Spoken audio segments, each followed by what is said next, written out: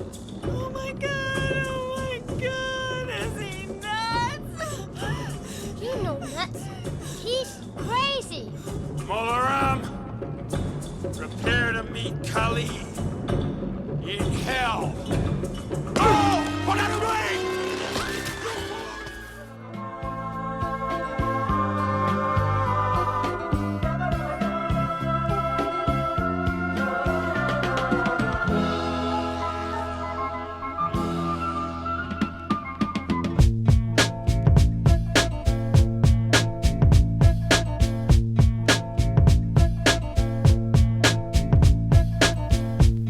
Welcome back, everybody, to the Film Bros Podcast. My name is Isaiah Lucas, and I am joined by my co-hosts. Abraham. And Nick. How you guys doing tonight? I'm all right. Doing good. Hydrated. Good. I'm glad to hear it. I'm ready. What about you? How are you doing? I'm doing good. Can't complain. Yeah. I'm doing good, especially after revisiting this movie. Ooh. This movie is One of your favorites. Yeah, it's been a constant throughout my childhood. This is one of the movies that I returned to a lot as a kid for some reason, and I think it's just because it was a big inside joke with me and my family a lot of the times. But yeah, I haven't watched it in what feels like years, so I was very happy to rewatch it. There were some parts that I forgot, and I was pleasantly surprised again. So Interesting. Yeah. AB, is your first? This was my first. It was an okay watch. Yeah. I saw people on the TikTok coming for you already, Really? saying, "Just okay, AB." Is that really? Yeah. Oh, shoot. You're going I to have to gotta check defend it. yourself today. Defend it. You're going to have to defend yourself, man. Yeah. Why is it just okay? It's just okay. It's just a movie. Same with this one. This one is even, I'll say it up front, this one is even worse than the first one. Ooh. I think the first one's a lot better than this one. That might not be as controversial as you think, right? Yeah. We've been talking that this movie, you said, I think last week or times we've been talking that it's the black sheep of the movies. And Yes, it is. I could see why, but it's... I think that's why I like it. This movie is like it's like the weird cousin at the family reunion, you know? And you see him and you're like, oh, yeah. "Hey, come over here. I like you." You know? Like, Yeah, let's it's like come the over one. here, let's hang out, It's like you the know? one that you like are like iffy about, and then finally when you get to know him, you're like, bro, you're chill as heck. Yeah. Yeah, I get what you're saying. Yeah. At least that's it for me. Mm. You know, I adore this movie. This is my pick of the original trilogy. The best? Yeah, Oh, wow. for me at least. I love this one. I'm going to have to watch the third one to make a decision. But Yeah. it was my first watch. It was interesting. The DNA really follows through from the first one to this one. Yeah, There's a lot of the same kind of like over-the-top, insane action that I love so much from the first one. We have the same Indy, obviously, and it's just a lot of the same and the wildest of ways. You know what I mean? It's almost like they asked themselves, how can we make the first one, which was pretty crazy with some of the action scenes, yeah, how can we just outdo it, turn it to 11, yeah, and somehow make it believable and successful, which I Yeah. think they did. But I do like the first one better. all right. So Well, we'll unpack it. What movie are we talking about today? we are talking about the 1984 film Indiana Jones and the Temple of Doom. Yes. It was again directed by Steven Spielberg. It was written. The screenplay was written by Willard Huyck. Don't call me Goofy. I didn't know we had Goofy here, bro. Is it Huyck or Huyck? I don't know. Are you a football player? Your guess now, is as too? good as mine. That's how I would have said it too. Willard Huyck, Gloria Katz, and obviously the story was by George Lucas. Man, this one, I guess if I can't get rid of that. I'm still thinking about. I tried my best on that one. That's funny. I even practiced. I still can't get it right. This, do you want can I do a brief little synopsis Yeah. before we get started? Hopefully spoiler free. I'll try my best. This obviously follows our beloved Indiana Jones. He is kind of thrust into a mission in I think they're in Sri Lanka, right? Or Yeah. They're- Yeah, they're in India, but They're I don't somewhere in remember- like the countryside of India where they need to get to Delhi, Yes. but they have to go to Pankot first Yes. before they go Pankot. to Delhi. So they get thrust into a mission that involves them going to Pankot Palace, collecting these stones and uncovering a lot more of the evils within this palace, because the sentient or the demon Kali is around, and they're doing random wild stuff with Kali, and Yeah. it's all about Indy and his newfound family kind of thing. Go through and find these stones, recover them, and also kind of like liberate the palace a little bit there. Yeah. And that's kind of the movie. We get tugged through a bunch of crazy action scenes, and Yep. we ask ourselves, is our protagonist, is Indy going to make it? Yeah. And how will he make it? Mm-hmm. And the movie really tugs you through that the whole time. Yeah. Yeah, it's a fun watch. For me, this is, again, my favorite out of the original trilogy. And I think on like a fun level, for me, everything is like turned up a notch here. And I think that that's because Steven Spielberg, this is his first sequel movie that he ever worked on. And I think that he was so scared at like doing the same thing twice. So he made like a drastic jump and took a risk. And I really like whenever directors do that. Sometimes it doesn't always pay off, but some of the times it really does. And yeah, I'm a part of like the niche little audience that like loves Temple of Doom because everybody that I've ever spoken to about it that like really love the Indiana Jones movies or just on the internet in general, people either love it or they're like, "Oh man, this is the bad one. Give me 1 and 3." And I'm like, Temple of Doom it's good though. You guys, I love it. I don't know what you guys don't like about it. You know, this is the one that I return to the most.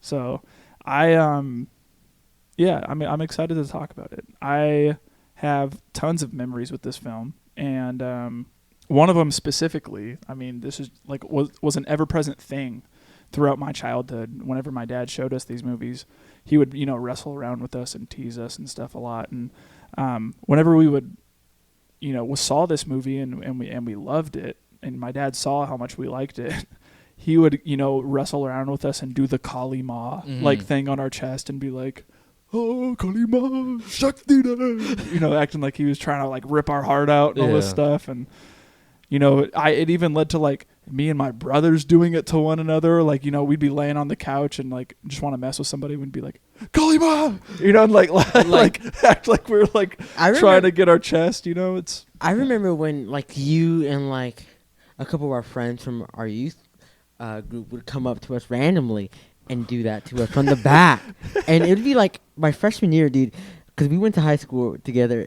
And I remember one time he like bear hugged me and yelled "Kali Ma," and, like dug his hand in my heart, and I didn't know what that meant. And then he was like, I remember because he would, "Kali Ma," and like my friend Bailey and Sam were all like laughing. I was like, "What does this mean?" Yeah. Like, I have no clue. Yeah. I remember.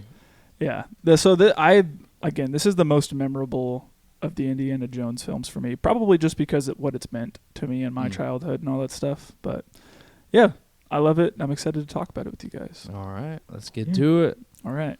So, as always, we're going to hit you with the spoiler warnings. If you haven't seen the movie, go check it out. It is currently streaming on Paramount Plus alongside all of the other Indiana Jones films. So if you feel like having a little bit of a marathon or something like that and you want to watch all of them, go over there and check out all the movies. But this one, like we said, is currently streaming there. And if you want to check it out, do so beforehand if you haven't already done so. If you want to avoid spoilers, pause it, come back. Or if you don't care, continue listening. The movie is rated PG, I believe. Or was this... this is just PG. That's it, just PG. Yeah, because this movie and Gremlins...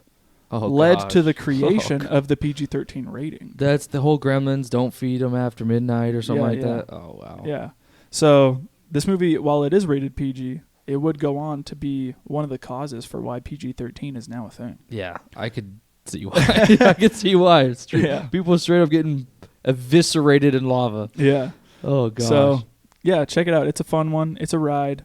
And yeah, I'm excited to talk about it with you guys. So let's go ahead and dive into the categories with our favorite scene. Yes. I wanted to bring up, I don't want to call it my favorite scene, but it was the intro. Yeah. Now, I know you said you liked the intro. It is my first favorite scene. It is a very interesting way to start, man. Yeah, it's a 180 turn. It is a literal 180. It's a musical we get started with. Literally. Like, anything goes. I think he's trying to set our expectations where it's like, yeah, I'm starting with a musical. Anything goes. You will not expect what happens in this movie. And it goes into this whole, like, again, they do that whole thing where they're building tension in a bunch of different ways. Yeah. Which I think is successful. But Indy is at this, I don't even know exactly where he's at. It's like a club. Yeah. Club in this nice white suit, looking you know slick. He looks fresh. He does look good. He's there. He's trying to get his payment. He's got a what is like a precious diamond. Well, that's what he's wanting. He's wanting the diamond, but he has like that. He has the ashes of a leader from the Manchu dynasty or something like that. The villain, one of the villains in this movie named Lao, is wanting. Yes. So I love that scene where he's trying to get his payment and Lao drops the coins on the table and he's like, it's not what I'm here for. You know what I'm here for. And of course, Lao is like, give me the thing first. So and I like that whole like lazy Susan. Yeah, the whole lazy Susan around the table is kind of like, oh, what's happening? Because it really feels like a one shot type thing. So you're holding your breath the entire time. Yeah. And of course, Lao's got one of his guys with a gun, and then he pulls the girl over and he's like, if you want her alive, you better do what I'm saying. And then one of the servers comes up with a pistol. Yeah. It's, oh my gosh, it's crazy. Yeah, there's just continued to, I don't know how I was going to word that. There's just layers of tension that just keep adding and adding and adding and adding until the climax happens. Yes, which is, takes a drink of the wine and everyone's laughing. Yeah. Immediately we're like, oh crap. Yeah. I know. Yeah, this is a huge bro moment for me because we think, a legitimate business deal just went down. Indy got the diamond, and they, give him a drink over. They celebrate. He drinks it. Everyone starts chuckling and laughing at him. They're like, what's going on? And then they, goes, all right, I'm going to take the diamond back now from you. And Indy's like, I'm sorry, are you starting to develop, some sort of sense of humor or something like that? And he's like, well, you're going to want to give me the diamond back if you want the antidote. And he goes, the antidote to what? To the poison that you just drank, Dr. Jones. And they start laughing, and he starts to find out, oh, crap, these guys just poisoned me. And now they want this diamond back after, this was what I was after. They want it back. And the only way that I'm going to be able to get the antidote to save my life is to give them the diamond back. Yes. And so, he tries to take Willie hostage again. He's like pointing that like server fork at her, and he's holding her hostage, and he's like, give me the antidote. And he's like, Lao is go ahead, kill her. Yeah, we got plenty more. Lao is basically like, go ahead, I'll find another one, girl. And then his server friend comes up and starts setting things off. Or no, even his server friend dies because the pops of the champagne happen, and then all of a sudden you hear, and he goes and falls over. You see the glass that he's holding break, and then all of a sudden you see red just all down his white shirt, and he just goes. And they played off so nice because he falls in Indy's arms and doesn't make a scene. Yeah. Obviously, you don't want to make a scene because both of you are gonna get caught up. Yeah. And it was such a intense scene because I also thought, wasn't there a part where when he grabs Willie, he drops his drink, doesn't he? I think he does. And that's why I was a little confused when the enemy or the guy was like, you're gonna need the antidote, because I was like, wait, didn't he drop his drink? I think there were several drinks on the table. Probably. I'm not because remembering. the drink that he takes is on the Lazy Susan. Yes, and he does drink it. Yes, he does drink it. Yes. Yeah, but then that whole thing happens, and they start telling him, if you want the antidote, you got to give me the diamond. The poison works fast. Yes, and basically, Indy starts, reacting to the poison a little bit, and this guy starts walking by with these meat swords. Yeah. And Indy looks at him, grabs one and just goes And, and like Yeets it, like dude. yeets it Right right into the into guy's that chest, guy. dude. He like kebabs him. yes. And all of a sudden that guy just goes ah, and starts shooting, and then the whole club is in disarray now. Dude, tell me how stressed were you guys whenever the diamond was being kicked around and then Well, the under the antidote was being balloons. kicked around, and I'm like, Yeah. how are you? Honestly, I could care less about the diamond at that point. I don't want to die. Yeah. Well, you kind of, you want both. You need the want antidote. both, but Yeah. you got to get what you need. And of course, Willie's on the floor trying to get the diamond. Yeah. Well, 'cause she's Indy's on the stingy. floor trying to get the antidote. She grabs it, puts it in her little, Yeah. her little dress that she's got, and Yeah. How about whenever she's looking around for the diamond, everyone's running around, they kick that bucket of ice over.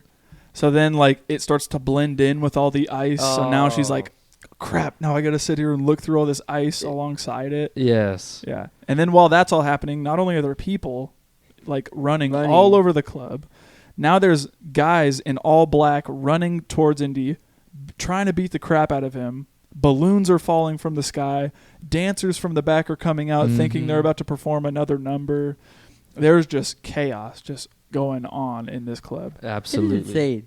Yeah. He still manages to beat Indy though. He gets behind that like giant Gong. gong and he's being able Rolls to away. be defended with all the bullets and Yeah.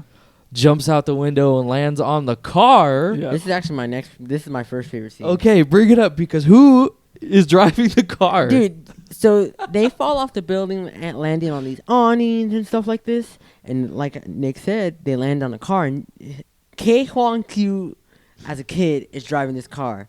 It's K-Hai Kwan. Hey, sorry. I'm sorry, I disrespected you. It's okay.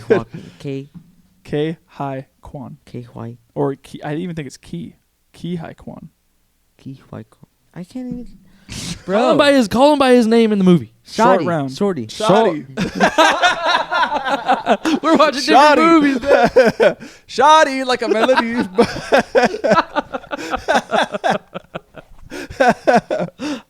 Oh, shoddy. Short Short round. round. Yes. Excuse me. I don't know why Shotty came into my head. It's sort of. You're halfway. He calls him Shorty. Yeah. Shorty. That's why it came to my head. Shorty, get our stuff. Yeah, Yeah. you're right. So short round, which is Ki Just call him Quan. Kwan. Yeah. Okay, fine. Which is crazy to see Yeah. because His This is his film debut. It's his film Little kid. Yes. little kid driving a car, also in busy Korea. I think they're in Korea, No, they're No. in Shanghai. Shanghai. China. China. Literally, and he has like these big old fat wooden Blocks on his foot. to see. Yeah. Like you can barely even see the steering wheel. It's Yeah. so like nerve wracking because one, you have a little kid driving this Yeah. in busy streets, and then all of a sudden you get these people trying to chase you Yeah. and kill you. Yeah. Which, It's wild. I love his line whenever he gets introduced. And he goes, "Hey, Dr. Jones." And he's like, falls through and he goes, "Step on it, short round." And he goes, "Okay, hold on to your potatoes." And, just starts flooring it through all these streets. He's getting chased by people who are like on the sides of cars, shooting them up with Tommy guns. Yes. Man. There's street vendors hauling Running people, the- trying to, Dude, that get out was- of the way. Short round is like, "All right, you can't get out of my way. You asked for it." And he like pushes him out of the way. And a whole chase happens until they get to like this airfield where Indy is lucky enough to secure 3 seats on a livestock plane that's taken off from Shanghai and going somewhere else. We don't know exactly where yet. But then it's a huge bro moment when we find out that he gets on the plane. And they close the door. Yeah, and we think like, Indy got away again, right? The music swells in, the Raiders march is playing, and you're just like, dude, let's go. He made it again. Yeah. He barely made it, just like he always does, right? And then he shuts the door, and you find out It literally says that Lao on it's owned by Lao, the guy who was trying to kill him in the first place. So obviously, the pilots are going to do what Lao wants because they work for him. Yeah, Right. you can see. I think his name is Lao Chi. Lao Che. Lao Che. They're like ha ha ha, and then he shuts the door, and they look at the pilot, and they look at each other, and you see them like shake their head, and they're like, "Oh, okay." They're We in know on it. it's a setup. Yeah. Yeah, and this is the DNA that I was talking about from the first movie. It's like Indy goes through insane situations right whenever you think he's about to win and become successful, be on top. Another guy's like, nope, I'm the one who's thought ahead. I'm the one who's stopping their I'm plan. the one who knocks. Yeah, Walter White for sure. That's what I thought of DNA wise, and it begs the question: how did Indy get this kid? Where is this kid? Yeah. How is this kid a part of his life now? Yeah, and we come to find out later in the Yes, movie yeah. as to why and how he came about and all this stuff. Yes, but it's interesting because now the dynamic is not Indy alone trying to uncover these mysteries. It's now Indy and what is kind of like his Kid. surrogate kid Yeah. almost, and it's like I like that dynamic a lot. Yeah. I think that's one of the things that really got me more invested into Indy as a character rather than him just being like this, BA archaeologist guy. He's kind of like this Father figure. Yeah. And I loved it. I loved every single bit of it. Yeah, me too. It also leads into another big thing about the scene where Indy's asleep. yeah. They're all asleep on the plane. Yeah. This whole section is just a bro moment for me. Yeah. It is wild what Yeah. happens. Indy, they're all asleep. The pilots, get the last two parachutes. Yeah, they dump all the fuel. Dump in the all the plane. fuel. They jump out. Willie wakes up. There's feathers flying everywhere, and she realizes there's no pilots. She wakes Indy up, and Indy's like, "I don't know how to drive this. Do you?" Yeah. And you see the elevation start dropping. Your heart's racing. How are they going to make it out of this situation? And what does he start to do? He starts to. I think that's when he's starting to get the boat ready. Yeah. Yeah, I almost thought, I didn't even think it was a boat, because you know how like they show us planes carry that slide? That's what I thought it was going to be. And then, this is just a bro moment, because he tells Short Round to do almost everything, like prepare everything, and that kid is so small. Yeah. He loyal. Like, Yeah, but he's he loyal. knows what to do. But he knows He what just, to do. Anytime he says, "Shorty, get our stuff," he just knows. All right, gotta Yep. get all This this is it. crap. Let's go. And then you get Willie, who's just no help. No Yeah. help. Yeah. I'm a scream. Yeah. Yeah, the whole montage of them grabbing all their stuff and then jumping out of the plane Kinda seems fun. in an inflatable life raft that's like yet to be inflated yet. They're falling, like sitting in the middle of it, and they pull the cord as it's, falling, and then it inflates. They land on the side of a mountain and start sliding down this mountain. Plane crashes into the side of the other mountain. R.I.P. to all those animals. Yeah, literally, dude. Literally. All them chickens. Yeah. Yeah, for real. I feel bad. I said, I literally saw the explosion. I said, oh, there was animals in there, Yeah, bro. dude. All those chickens are dead now. Absolutely cooked. Hey, if they're hungry, though. You got some fried chicken They right don't there. have no time to eat, dude. They're racing down this mountain. Yeah. Which no brakes. I was Do you think do you think you could survive something like that? No. no. I don't think. Well, with the elevation, they weren't too high. They weren't weren't crazy too high, high. but you're The impact alone, I don't Yeah. think. They're bouncing for sure. Yeah. yeah, if you land on that, your body is going boom, and you're flying out the raft and breaking some bones, if not splatting on the ground. Yeah, and Yeah, if not splatting on the ground. Yeah, I would think that they died. No, but the snow. Snow's if it's hard. not compacted, Yeah. it's gonna be like in Minecraft when you just fall through, bro. I don't No? know. I don't think We so. should- let's you want to test it? Let's do it, bro. We'll test it one of these days. One of we'll these do it. days. Yeah. Anyways, they survive that. They race down the mountain, and then I don't know how they're guiding it. I don't think they are. They're kind of just sheer luck Yeah. making it through all these things. You think that they're out of the woods, and they fly off a cliff, dude, Into a river. into a river. Yeah. Now that you wouldn't survive, No. right? I don't think so. That's all water. You're gonna Well, that break was bones for moany. sure. What? That was Moni. I'm sorry. He went,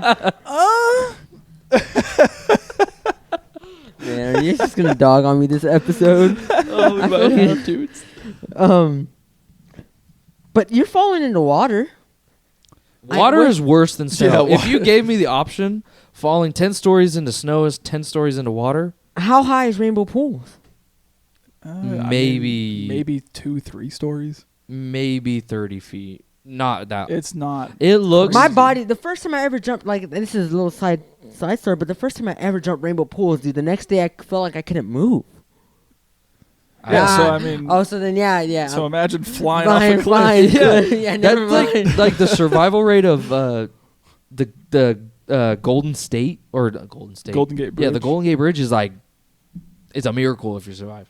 Yeah. And they fell off a massive cliff yeah. with like the lifeboat maybe does something, but I don't think it did. They're bouncing again for sure. Yeah. So give me snow all day. Okay. Yeah. I actually, now that I said my statement, it sounds kind of dope, bro.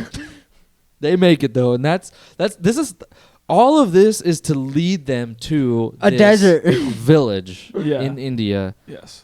where the whole movie kind of takes place. Mhm. And what an intro. Yeah. This is where we get the entire plot of the film here in Yes. this little village. And basically Indiana they kind of stumble onto this village, and the people of this village are crying and are distraught because one of these stones that they consider sacred, that they believe helps protect the village and all this stuff was stolen from somebody who runs Pankot Palace, which is another city far away from there. Yes. And basically, since the stone had gotten taken away, like all the livestock have died, all their crops have died, all their children got kidnapped. Yeah. Like the wells have run dry, the rivers have turned to sand. Like there is just Literally everything. no that you life can be had Yeah. in this village now because these stones have been taken. And the people in the village basically tell Indy, we've been praying to our gods, and you're our answered prayer. Yeah. Basically, Shiva, brought you here, and that's where we get our first aspect of the spiritual realm in this Mhm. Indiana Jones film. Mm. And we get the notion that these people believe that Shiva brought them here out of the sky, protected them all the way to get here, so that way they could bring the stones back to the village and let everybody that's living in this village be living in peace again. And they basically tell them, we need these stones back, we need you to help us because none of us can do it. Mm. And Indy gets the idea that if these stones are for real and they're a thing, we can bring them back here and achieve fortune and glory. And this is kind of the first, I guess not necessarily the first notion of Indy kind of being a little bit of a slime ball. A little bit, huh? But because in the first movie, he does the same thing a little bit with that idol in the beginning of the film. That's true. But the second movie comes around, he takes hostages. Mhm. He's big. He originally only wants to set out to get these things because it could lead to fortune and glory. Mhm. And then as the journey happens, that dream sort of fades away, and he does it for the right reasons. But I like that there is a little bit of complexity to his character where, he is just a guy. And, if it were you or me in the situation, I can almost guarantee you we would both be thinking, oh, this could make me rich. Mhm. Or this could lead to me getting something out of this, right? That's true. And I like that is introduced into Indy's character here, especially in this part of the film, because that's his only motivation at the beginning to even help these people is oh, this could lead to fortune and glory. El dinero. Yeah, so of course I'm going to do it. That's what I'm here for, right? Yeah.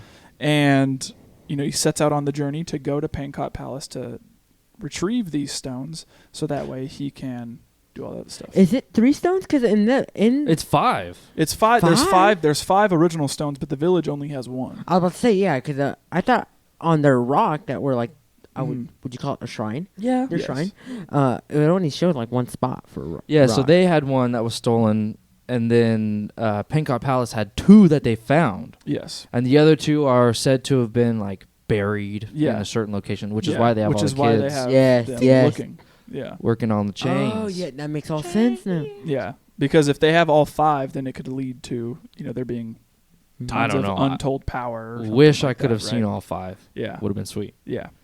But that gets us to the journey and the whole plot of this film, basically. Yeah. Mm-hmm. Yeah, and they go on this journey with one another, Indy, Short Round, and Willie, to go to Pancot Palace to try to set out to find out where these stones are at. Yes. And there's a couple bro moments that happen here for me in between their journey and then when they get to Pancot Palace. One of them specifically is whenever they see that shrine before they get to Pancot Palace with all the severed fingers Oh yeah. all over it. Uh-huh. Yeah. I thought that part was just crazy. And all the people get freaked out yeah, and leave. they're like, this is as far as we're going, basically. Yeah. And they take off and they said, all right, we're walking from here.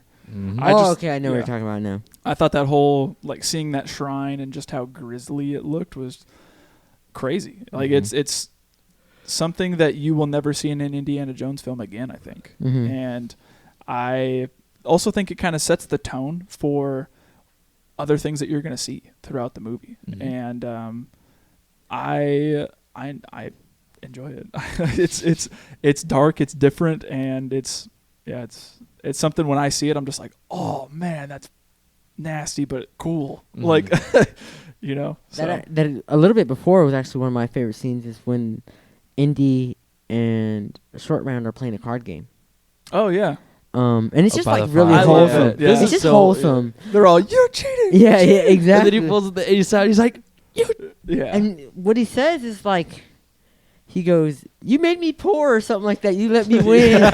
He says something like that, along the lines of that, and it was just really like wholesome because coming off of the Oscars that we just saw this year, oh, I know. and Yeah. seeing their interaction and how we talked about like their relationship, and then finally seeing the movie Yeah. and the relationship they had in this movie, just made me feel like some type of way in my heart. I was just like, oh, that's why I really like the scene, because seeing with what the Oscars just had this year and this. Yeah. So, yeah, the context was really good to see. yeah. Cool. So it was nice to see this scene, and I think that's why it's one of my favorite scenes because of events that we've had this year. Okay. Yeah. Not Willie screaming at everything that's in the desert. Willie can or get the smacked desert, by the that jungle. trunk again, dude. Yeah. Yeah. That scene alone is just excruciating because Willie is she's- just going, Running this way, runs into spiders, run this way, run into snakes, run this way, run into all the other stuff. yeah. Oh, I can't wait. And so then we get into this temple. Yes. Yeah, this is where we get to Pancot Palace. And this is one of my favorite scenes when they get The you dinner. Know, yeah, they get introduced to all the as The guests. dinner made and me. all this stuff. But this is like an iconic moment for me Oh. because when I saw this as a kid for the first time, I was just like, "What? This is crazy! Yeah. Like, there's no way!" You know. And basically, what happens? This is also where we get a ton of exposition. Yeah, film. so much characters get introduced. Yeah, all that and- stuff. and- Culture as well. Exactly. And basically what happens is Indy, Short Round, and Willie go up to the palace, and the guy that, meets them at the palace notices Indy and says, I've heard of you from my time at Oxford. Let's have you over as guests for dinner. We'll bring you into the palace. We'll set you up in a room and all this stuff. We'll, have all these, amenities for you, and, we'll have a good time tonight. Yeah. And so they all get set up in the room, and they go out to eat dinner. And Indy and this man are talking about this, what's called the Thugee Cult. Mhm. That was a long thought myth of people who partook in human sacrifices towards the god Kali. And, in order to do all of this human sacrifice, they had to follow these certain rituals, and that would thus make Kali stronger. And they believed that, if Kali was able to get as strong as he wanted, that it would result in like world domination, basically. Mhm. And, the people are trying to reassure Indy that, it's all myth and all this stuff. It's all folklore, and, there's nothing to worry about, basically.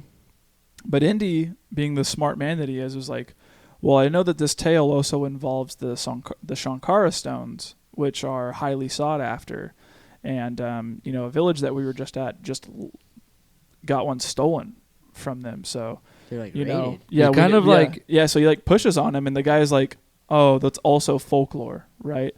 And, Indy kind of pushes on him again. He's like, yeah, in a folklore sense, these would be really important to this village. But deep down, I feel like Indy kind of knows these people are hiding something. Yeah, right? of course. Like, And so while that's all happening, there are these just insane meals being brought out to this table. Like there's just this huge like python-looking snake that gets sat down in the middle of the table, and they cut it open. Surprise. Yeah, and they cut it open, and there's a ton of other little snakes that come out and are writhing around all over the table. Some guy takes one and is just chomping on them, slurping them up like spaghetti noodles. Wow. It's crazy. And after that comes out, no.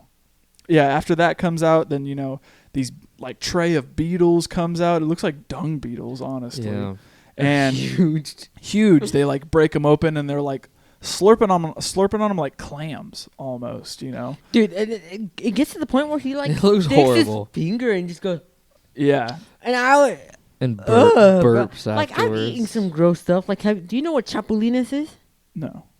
Crickets, dried crickets. Have you ever had a dried cricket taco? Yes, I have. A dried cricket I've eaten- taco. Oh, I've bro, eaten a fresh tortilla off the press with chapulinas and a little bit of salt and green salsa. Oh, bro. I've eaten the a crunch dried is cricket unreal. once.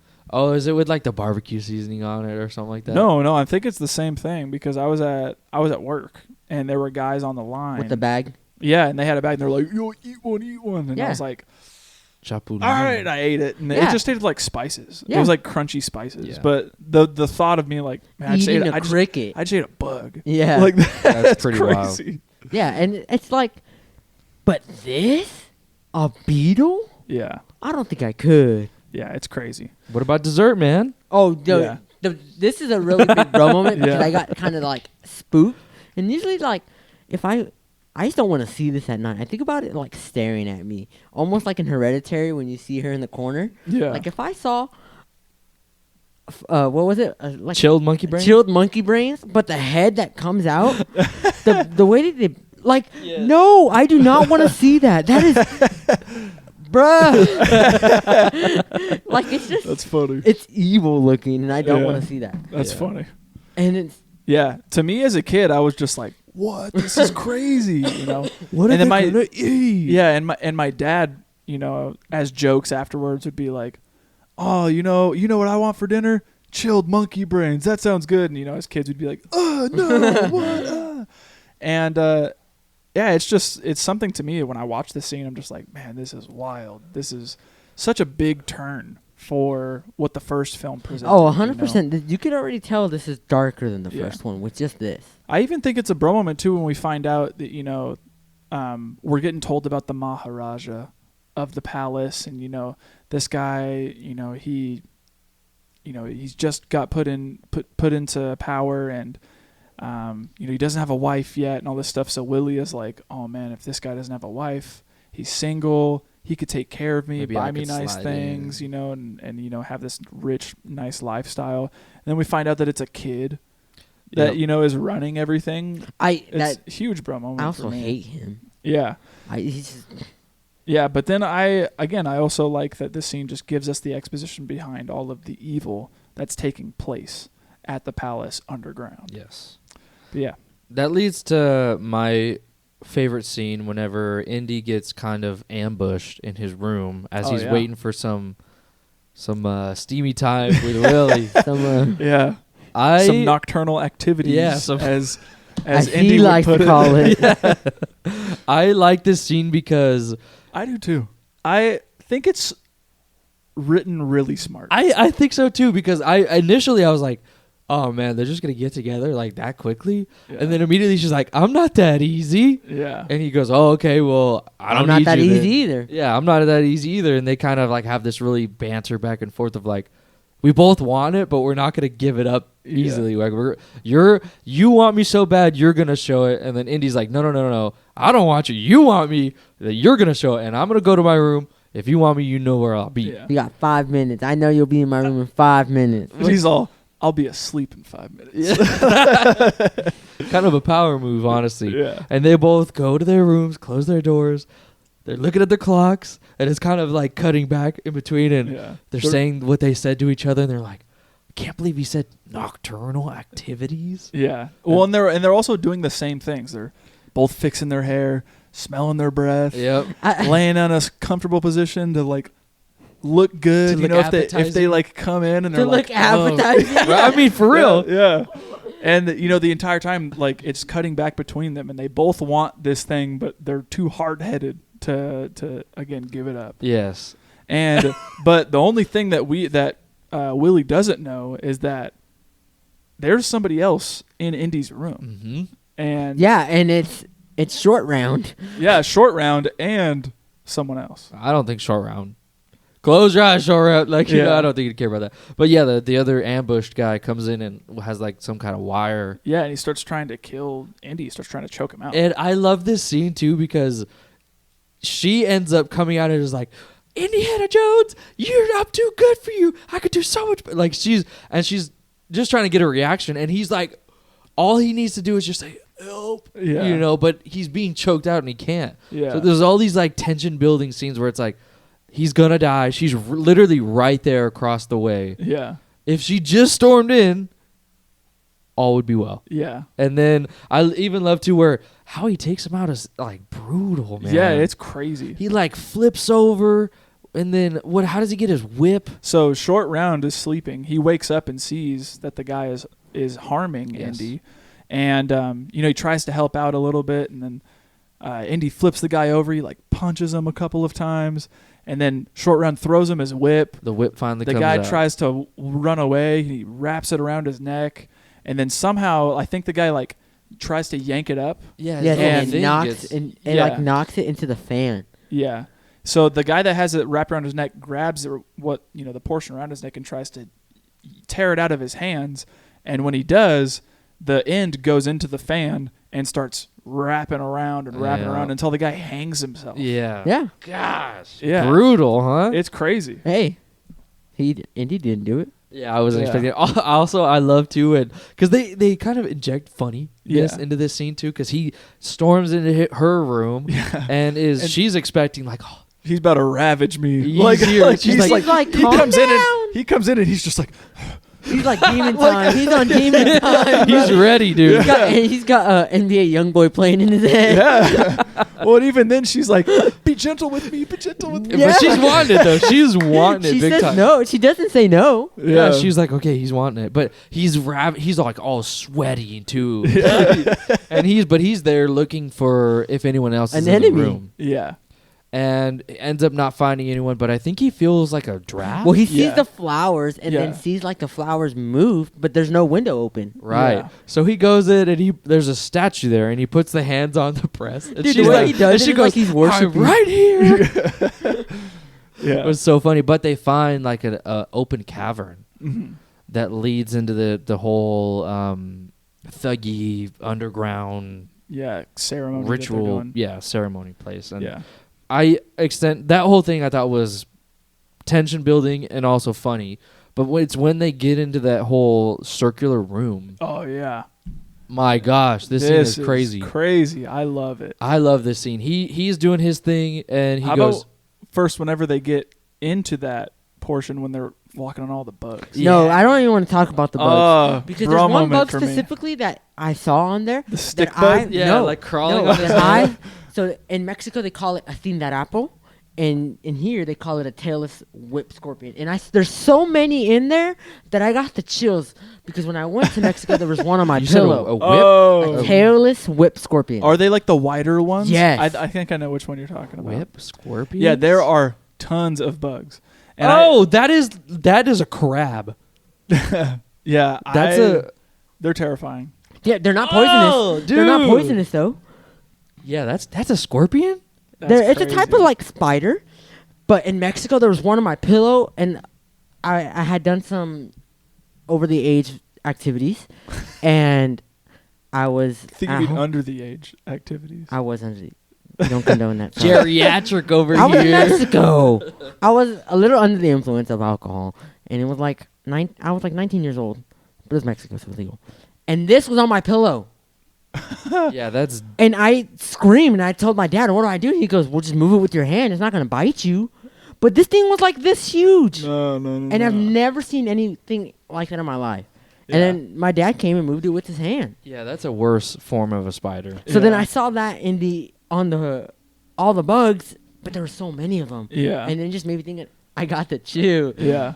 Heck Yeah. no. I like the reveal of the bugs shown too, because they're Mhm. walking and then they're like, "What is that feeling? Crunchy. The floor is They're, like, crunchy. crunchy. What's happening?" And Short Round is like, "I feel like I'm walking on fortune cookies. Yeah. Like, what's going on?" And then they, strike a match, and that's when we see all of these bugs are just everywhere, and it's a huge bro moment for me. Are you because- freaking out? Yeah, if I see that, I'm like, "Oof, get out of here, dude!" Like I'm Yeah. freaking out, and that gets them like into this circular room because they want to get away from all the bugs, and because of that, Short Round steps on this little stepstone thing, and causes these doors to shut, Mm-hmm. and then because the doors are now shut, this little block pops out of the wall, and Indy gets pissed at Short Round and is like, "Didn't I tell you, step where I step, do what I do? Now we're stuck here. Like, I don't know how else we're going to get out of here." And he's like, "Okay, fine. Whatever you do, just go sit on the wall or something." Literally like that. tells him to Go stand on stand the over wall. there on the wall. He's like, "Okay, fine." So he, stands on the wall right where that block is out. And as soon as he touches it, it goes, falls in. And now all of these spikes come out of the ceiling and the floor, and those just starts to get smaller and smaller and smaller, and it looks like it's going to crush them. Mhm. And It's like the trash compactor. yeah, it is a ride. It's intense. If you want to take the rest of it. Well, I'm from just here? saying they unfortunately have to rely on Willie. Yes. We all know how she loves to scream about bugs Yeah. and how she's she broke her nail. Yeah. While they're literally about to be impaled by blades and knives and spikes and all that stuff. Mhm. He's calling to her. He's like, we literally need your help. You have to reach into this like hole with obviously tons of bugs Yeah. and touch the fulcrum of the thing to yeah, get it the to stop or lever. whatever. Yeah. So she reaches into one and then his hand pops out and he's like, your other right. Yeah. And she doesn't want to do it and they're about to get squished and she finally does it. But the scene that I love the most is when the camera's looking in the little hole where Indy is and he's like, Willie, we are going to die. Yeah. I love that too. And I love how unhinged Indy looks here. Yeah. I don't know if you have this. No, the still's not in Oh, there. it's not there. They have That's, this is one of my best quotes. Is it really? Yeah, because this is something my dad would randomly shout in my house. He would just go, "We are going to die." And, I can see how that's everyone it's would so know good. immediately. That's Temple of Doom. It's right so there. good. Yeah. And she finally touches that she thing. gets that she touches that. She pulls a lever. Yeah. But what kind of bugs would you call those? Because they almost look like sticks. Yeah. I have no clue. I don't know. I don't want them on me. That's what I know, man. They're huge. That whole reveal, whenever she's like, "Oh man, what's happening?" She looks at it and turns over, and there's this huge freaking bug bug. right here. And she just goes, and starts freaking out. There's all these other bugs crawling on her feet and in her hair and all this stuff. It's crazy. But then finally she pulls the lever. That gets the spikes from stopping. I also love that shot of Indy as the spikes are going, and you see his hat just going, just getting pushed and pushed and pushed, and then finally, they get released, and the stuff starts to go back up into the ceiling, and Willie, being the scaredy cat that she is, runs in there and starts going and starts freaking out and everything. She drops the lamp, breaks it, and bends over to get it away, all the feet off of her, or all the bugs off her feet and all this stuff, and pick up the glass and stuff. And right as she bends over, she backs into the same lever thing. the same lever that caused it to fall back, to start coming down. And that leads them to be like, "Oh crap, get out of here, get on the other side," right? So then they all have to rush out of there real quick. Indy loses his hat. Tell me that's not the most classic scene ever. Yeah. It has to be. Just in the nick of time, he gets his he hat. just goes "Ugh," and yeets it back real quick, and the Yeah. door slams shut. Now they're in this completely new part of this whole little chamber thing that they've been exploring. Yes. Yeah, which leads into my favorite scene, which is the Kali ceremony that happens first. This it's ingrained in my memory. This is wild. This whole ceremony is, it's been burned into my brain. Yeah, I don't blame you. It is really difficult to forget the ripping out of the heart. Like It almost reminds me of like Apocalypto. a little bit, yeah. Yeah, a little but the bit. way that they show it in here is so like bizarre because it almost looks like the way they show that it opens. Yeah. It's like the flesh. The Yeah, flesh like dissolves tears and open. And, yeah, and, you know, it's gross. yeah. But I love this scene. It's intense, and we see, you know, just this like red glowing room. Mhm. And, you know, Indy and all the others, they kind of peek their heads out over this rock, and they see all of these people just going, Malaram, Malaram, Malaram, Sudaram, dum, dum. And we just see these people just chanting and doing all this stuff, and we're like, what the heck is going on? Mhm. And then I love the set design here as well, where it's like, you know, just all these skulls and this huge statue with fire in its eyes, and it's holding these skulls, and there's chains coming out of the skulls, and there's just this huge like skull with 3 stones, one in each eye and in the nose. Mhm. And there's a cage, you know, in the middle that's just being held by these chains, and we're like, what the heck is that? And then all of a sudden, the villain of the movie, Mola Ram, comes out, and, you know, he's got this sick little headpiece on that's made out of like jawbones and stuff and everything. And, you know, as he walks out, this chant starts intensifying, and then we see this what looks to be like an innocent man come out, and he's wearing white and flowers and stuff, and he's freaking out. And as he's freaking out, they're locking him in this cage, and while he's locked in the cage, Mola Ram starts doing this chant, the iconic Kalima, you know. And as he's doing that, he goes into the guy's chest, rips his heart out, the chest cavity like closes back up, and his beating heart is in his hand, and the guy is watching him as his heart is beating in his hand. He's looking at him, and he's just like, holy cow. Absolutely. That's my heart, dude. Like, what the heck? What is happening? Yeah. And so as that's happening, everyone, you know, he rips out his heart and shows it to everyone. Everyone's like, starts freaking out. And then this hole in the floor starts opening up, and we see that like, It's like a portal. Yeah. I don't know. It's just magma, I think, or just lava or whatever. Yeah. But it's almost terrifying because the way it looks. And Yeah. it's like mesmerizing.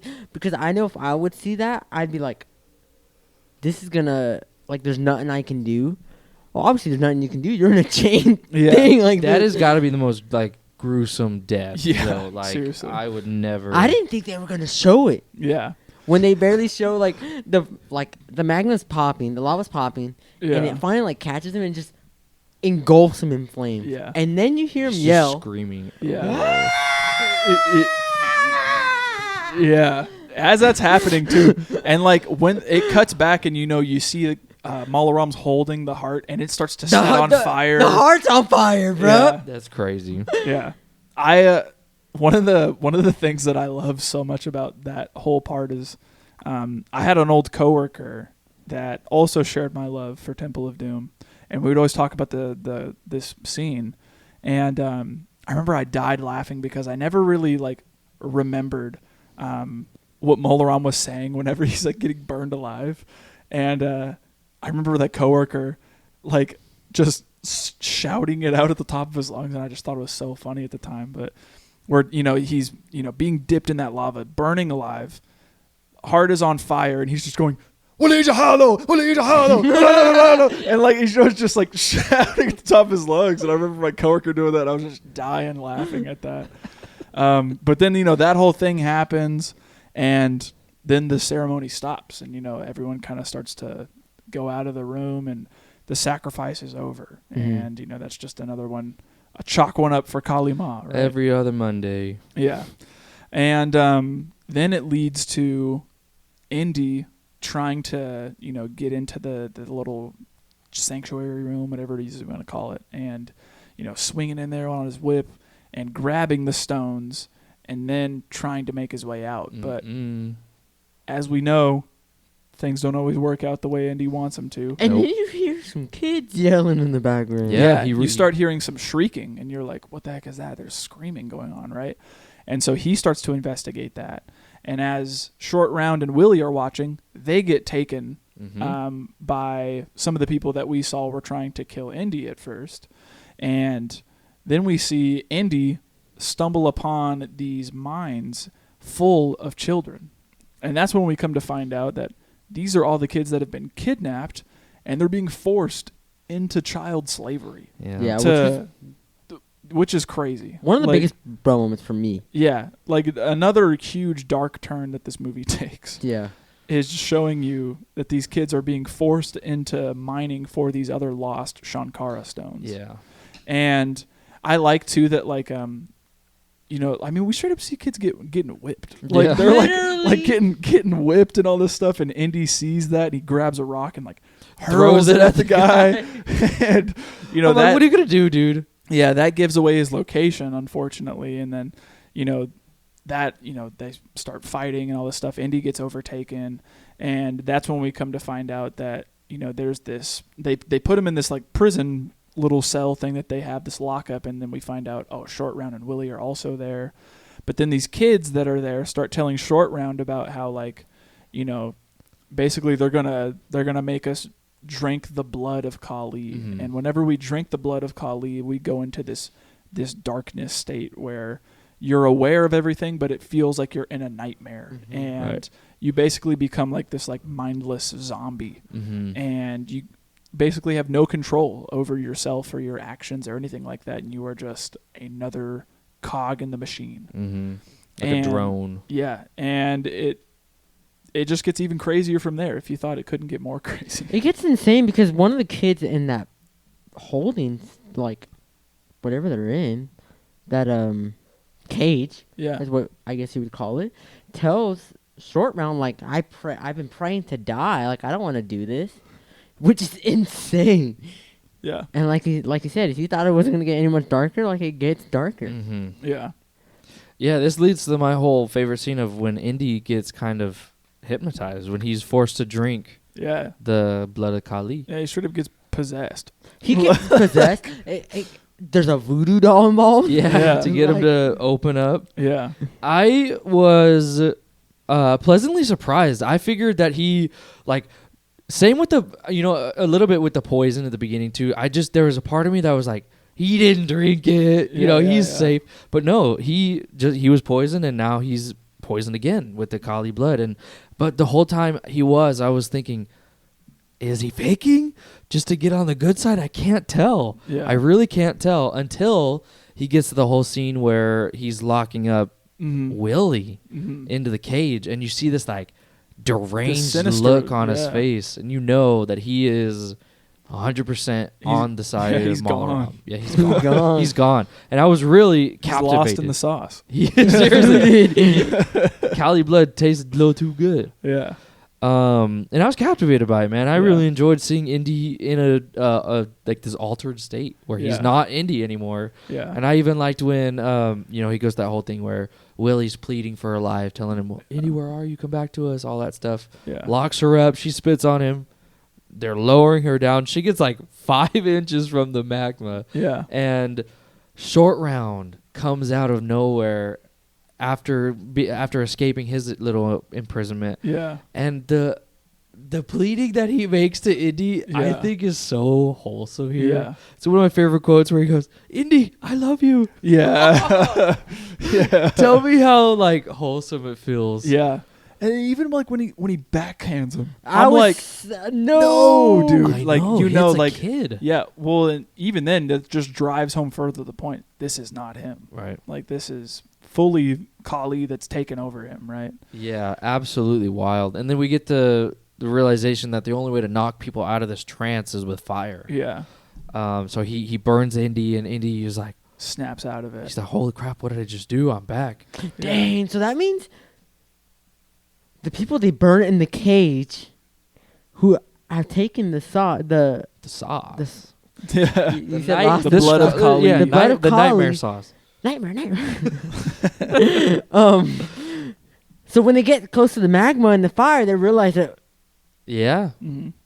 Yeah, they realize, oh crap. I'm about to die. Yeah. True.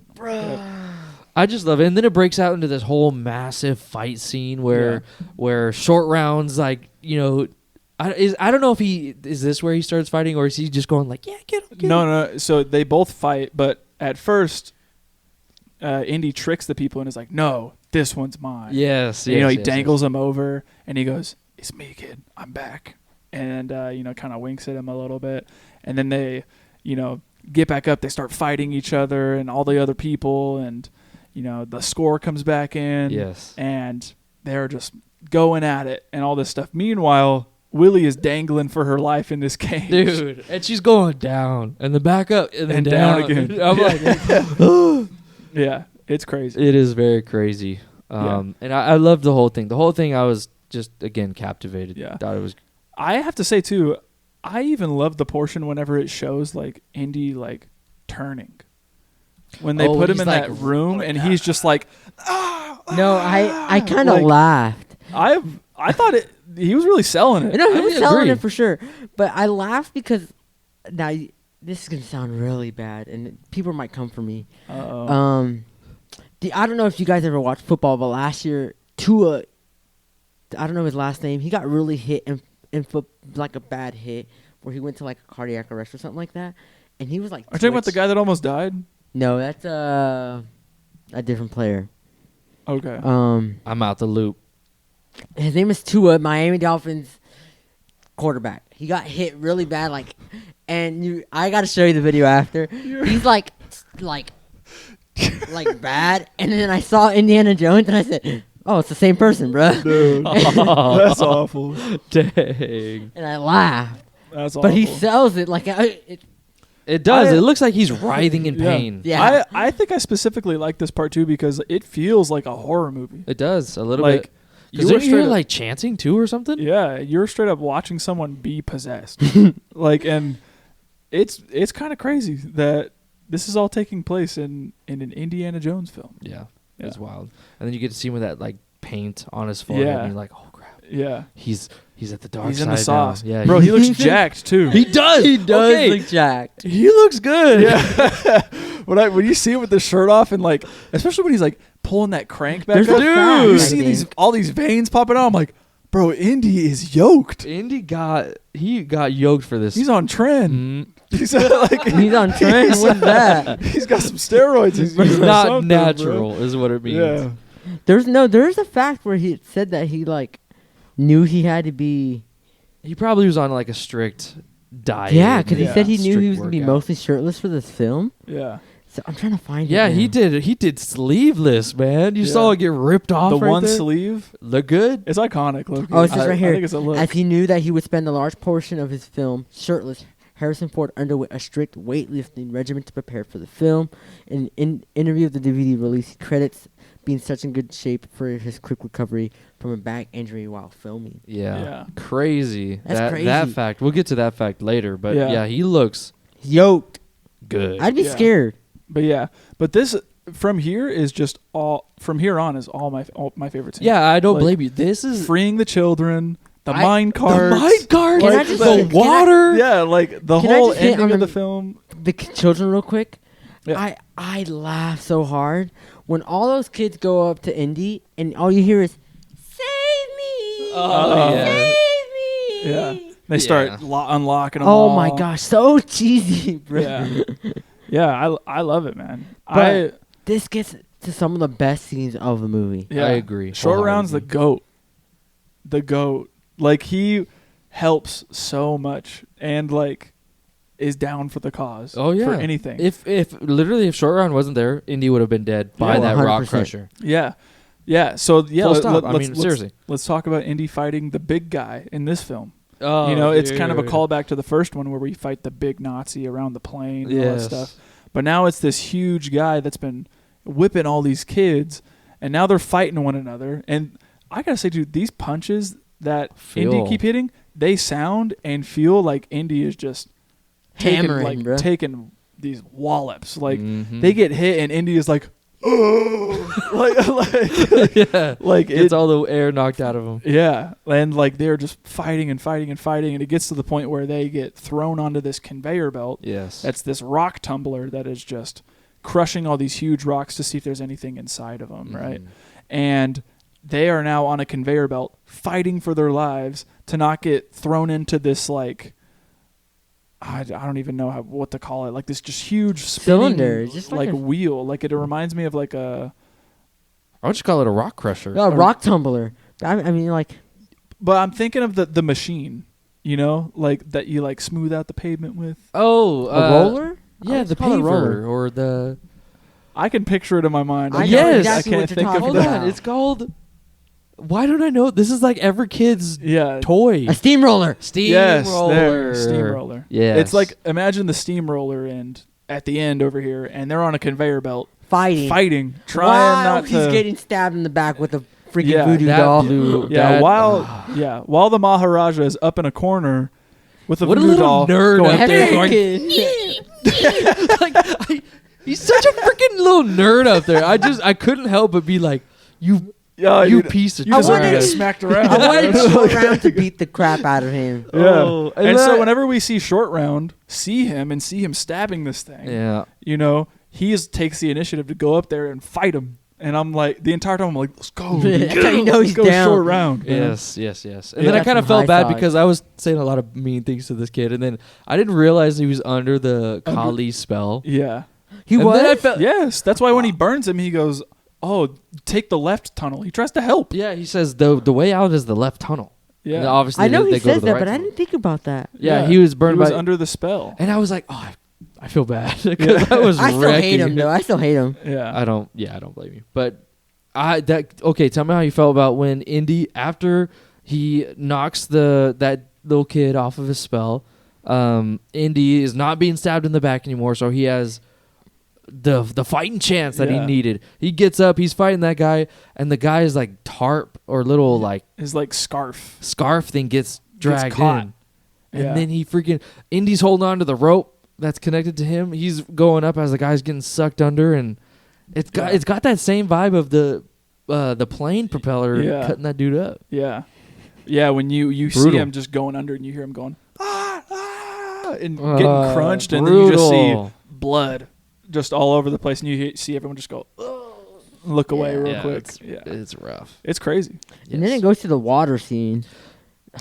Well, yeah, I mean, Or the even- mine shaft. I even- forgot. The Yeah, mine car bef- scene first. even before that, like Indy is swinging around from On the like the catwalks. rafters and the Dude, he's catwalks and Tarzan. everything, trying to work his way down. Dude, you can tell that this movie is by George Lucas because they got Stormtrooper aim, bro. Yeah, seriously. but- Nobody can hit their shots, dude. Yeah. It is awful. I'd be shooting at you like this, and it's going to shoot the AC. Yeah. Boom! Yeah. all on. The recoil will go crazy. Yeah, it's seriously. terrible.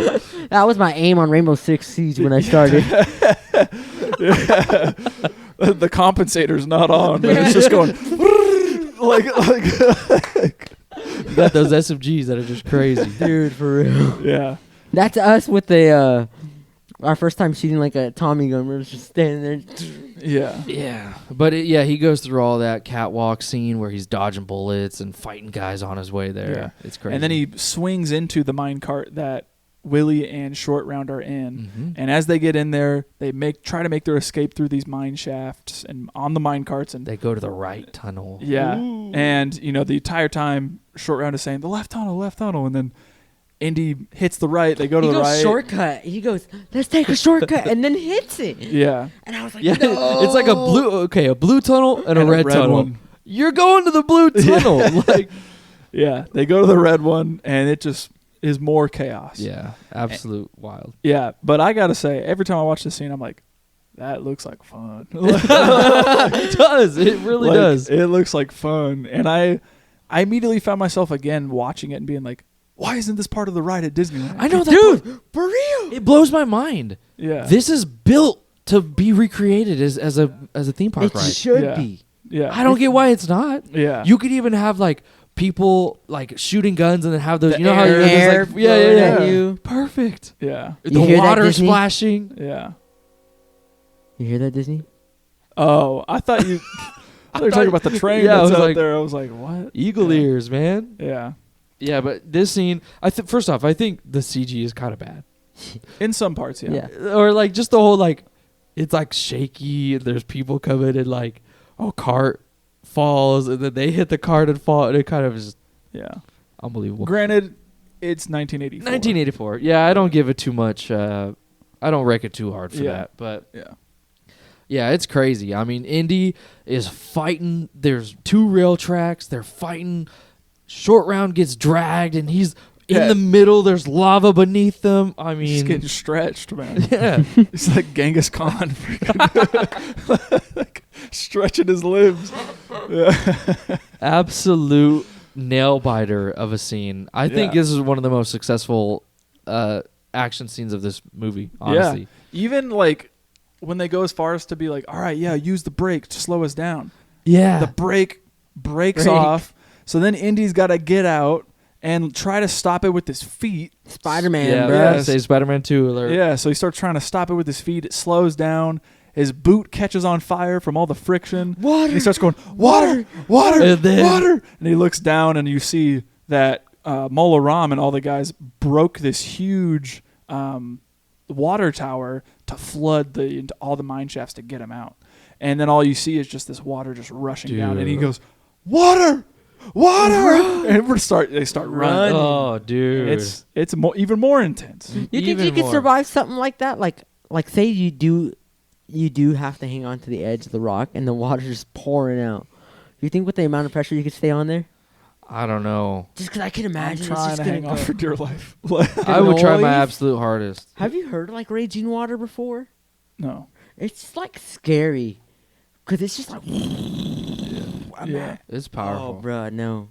It's powerful. I was really surprised too because in action movies they're like, oh look, they got to a cliff and the water's just gonna come out and they're safe. But no, this is like it's they're on the causing, cliff. The freaking all the wreckage is coming through the walls. You see like minecart. What are those little like wooden beams? like logs getting Come through. lodged Yeah, like support through. beams and stuff. It almost reminds me of like the water when it came out the well in Mad Max. oh, yeah. yeah, a little Because bit. that like they're opening up that pressure, Mm-hmm. Yeah. and Pure this is just power. Yeah. pure pressure with them. So Yeah, Yeah. and yeah, they got to climb up. Mm-hmm. Then they climb up, and then what happens? and then they get to this big ol' what would you bridge? Yeah. I didn't know The how to- bridge. Well, even the then, set piece is so cool. well, even then, before that, I love the callback to the first movie. Whenever, Indy and Willie and Short Round, they kind of split up at first, and he says like, you go across the bridge. I'm gonna go over here real quick and do something because there's 2 guys over here now with flashy swords. Oh yeah, and he reaches And he for reaches his gun. He reaches to go for his gun like he did in the first one, but his gun's not not there. there. So, So now he's like, oh crap, now I have to fight these guys. So they start fighting and all this stuff. He beats one of them up. I think he throws another one off. Yeah, he gets it with the whip. Oh yeah, he gets the sword. One of them falls off the cliff and gets eaten by all the crocodiles that are down there, which we find out that are down there. yes. And then he grabs the sword and chases the other guy off. And he just, he goes, and Like runs scares up- him off, Yeah, yeah. and then all of a sudden you see him go, oh. And there's And, a bunch runs more. away, and there's just 10, 11 people chasing him now. And Yeah. it's another funny part to the scene. And then, he runs onto the bridge. Come to find out, 6 set piece. now Mola Ram and all of his other guys are on this side. There are all these guys that were chasing him on this side, and they're caught in the middle of this bridge now. They're in a pickle. And he needs to find out how he's going to get out of here. Yeah. And Mola Ram starts trying to bargain with him, telling him, give him the stones. Give me the girl. He's telling him, give me the girl and let them be safe. Mola Ram forces Willie and Short Round onto the bridge out there. And it starts to look like, man, like There's no hope. there's no hope in this Yeah. situation. He is surrounded on all sides. He can't jump out because there's crocodiles below him. He is suspended like however many 100 feet in the air. Like there's just no winning in this situation. You're either going to have to fight it out somehow, like John Wick, this situation Or on both die. sides, or die. Like there's no way. And somehow Indy gets the idea to chop the bridge and tells Short Round in Chinese to like wrap himself up in the bridge, so that way whenever it goes, he's secure on there, and then they can try to climb up. And this whole scene is even crazier. Yeah. Like He just straight up says, "You're about to meet Kali Ma," and just starts hacking at him. I love that. That's one of my favorite quotes too, where Mola Ram is on the bridge and he goes, "Mola Ram, prepare to meet Kali in hell." And he starts going, ding, ding, and starts chopping the bridge. It splits in two. All the other guys that were on this side fall into the crocodile pit, and they slam on this wall.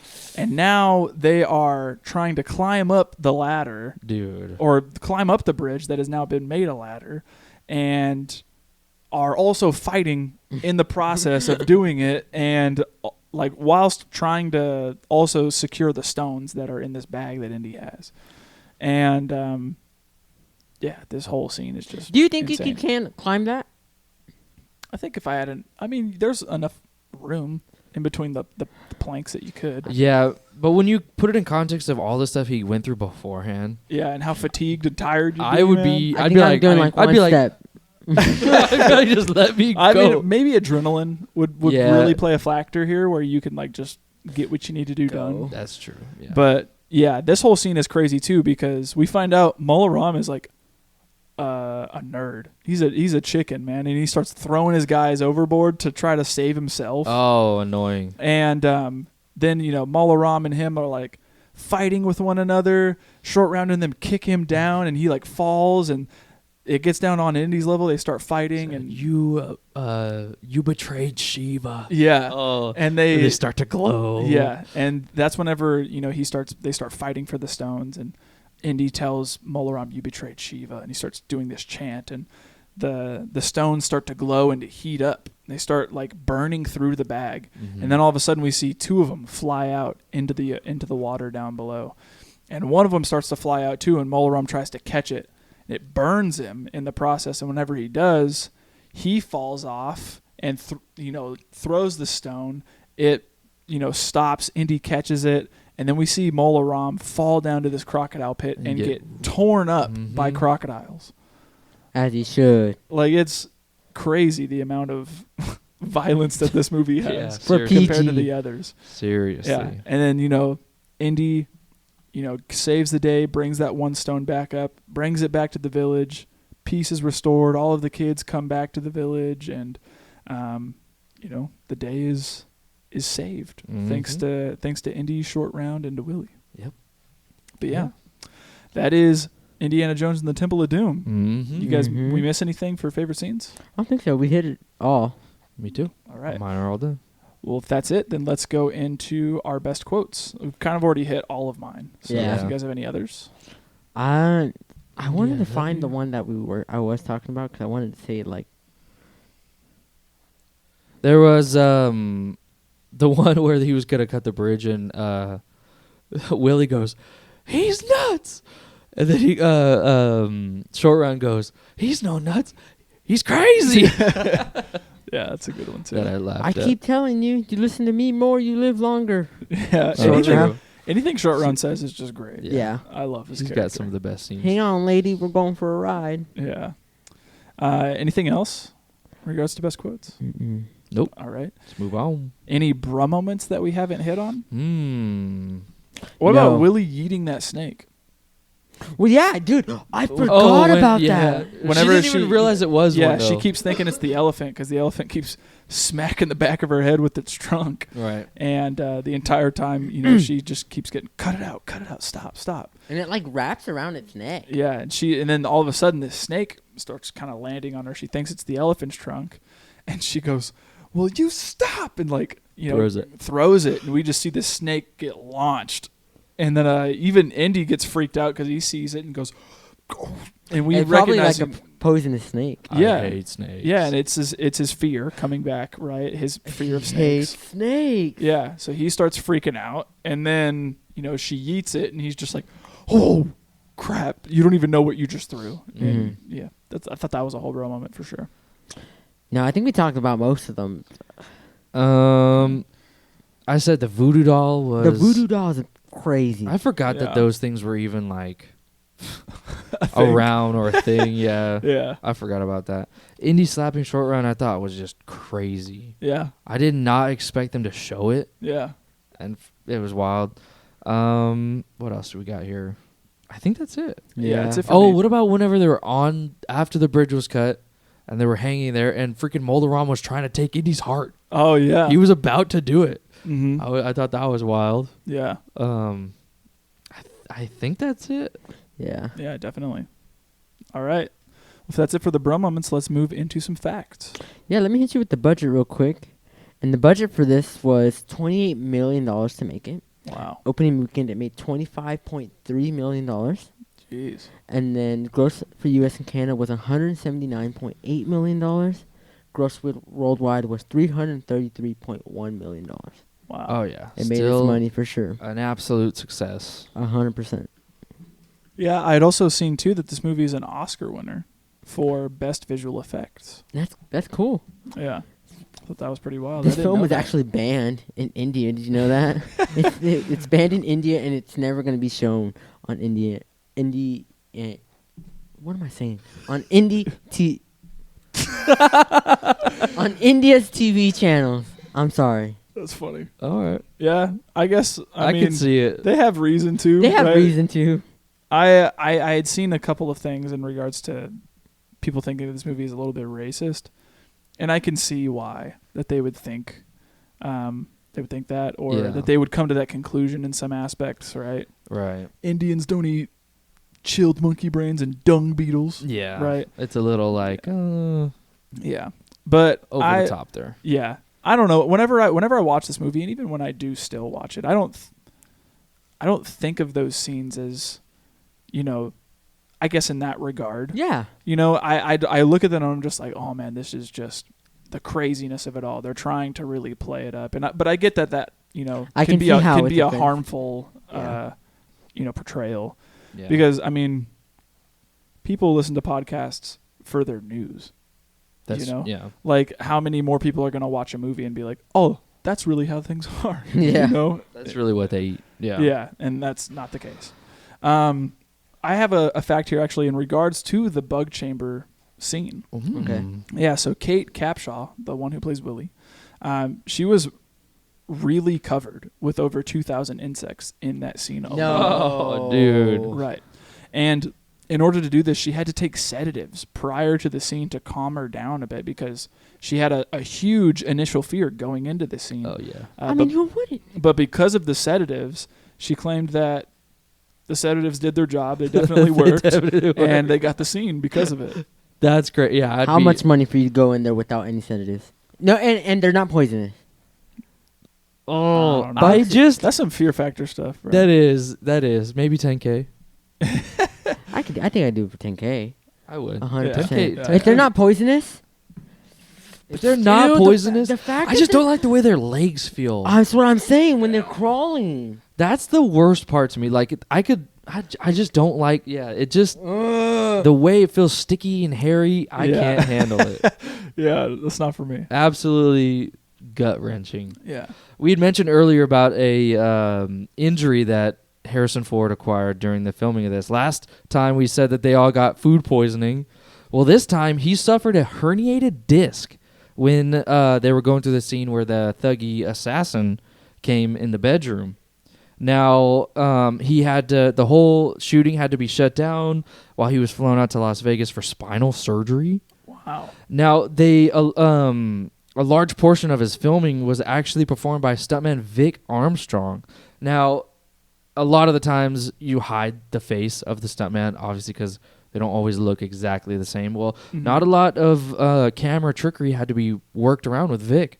He was uncannily similar to Harrison Ford in both facial features and build of his Wow. body. That's So kinda cool. they picked the right stuntman That's for interesting. the job. I didn't even know that. That was pretty cool. That's crazy.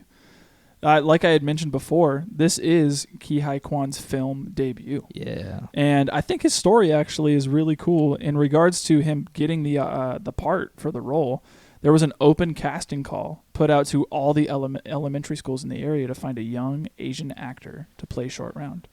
And Kwan originally arrived with his brother, not to audition, but merely to provide moral support for his brother, who was going to be auditioning. Oh. And he actually caught the casting director's attention because he spent the entire time of his brother's audition telling him what he should and shouldn't do. And Steven Spielberg liked his personality so much, so he and Harrison Ford improvised the scene where Short Round accuses Indy of cheating during the poker game. And because of that improvisation in the scene, Kwan ended up winning the role over 6,000 auditions. That's insane. Yeah. Hats off to him. Meant to be. Yeah. One that I thought was funny was to save money, because to even think that $25 million is a lot, and they're trying to save money. Yeah. Like, so it says to save money, some of the interior of Pankot Palace was just redressed from the sets of Kamal Khan's palace in James Bond movie Octopussy. Oh, wow. Which is kind of crazy, because I feel like you don't hear that a lot. They Just reuse a set. redress a lot of sets. So I Yeah. thought it was pretty interesting to hear for this one, especially for a $23 million film. Yeah. Just like to save some 28, money. excuse me. That's But still, made money. And Oh, yeah. Smart. yeah, Smart it is use of smart. money, that's for sure. Definitely smart. This blew my mind. The original title for this was Indiana Jones and the Temple of Death. Oh, wow. Instead Nobody of Doom. nobody would watch that. Yeah. You don't think so? No. Coming off of the first one, Temple of Death. Temple of Death. Yeah, it definitely Would has such a stronger connotation towards the darkness of the film. Yeah, that's one of the reasons why they decided to change it to Temple of Doom, but it still retains its name in the German title. Oh, wow. wow. Really? Yeah, so Indiana Jones and the Temple of Death. Wow. I actually have one in regards to Steven Spielberg and his feelings in regards to this movie. So he has actually said that this is his least favorite one and that he doesn't enjoy this film as much as the others. Savage. But has also said that filming it was a great experience because it led to him meeting his future wife, Kate Capshaw. That blows my mind. I did not know that they ended up getting married together. Yeah. Yeah. Speaking of Kate Capshaw, she was very critical of her own character, saying that Willie was not much more than just a dumb, screaming blonde. She's not wrong. She's not wrong. I definitely agree with She's her. self-aware in that aspect. Yeah, and this other fact that I have really highlights the amount of time she screams. A grand total 71 screams throughout the movie. And she Jeez. screams. It's not no like, ah. No. She's like, I'm not going to scream. I was about to scream, but I'm not going Yeah. to. Yeah, Do you guys watch Drake and Josh? Yes. Do you Of remember course. the Theater Thug episode? Theater Thug. Say it a little bit. When they- Josh is working when- at working at the theater, and the casting guy comes in and is like, "Hey, you look a little bit like this guy that we're shooting a thing for. Do you want to?" Yes, in yes, this yes, TV yes. episode, and they do the whole thing. You got a safe in here somewhere. You know what I'm talking about? Yes, yes. Okay.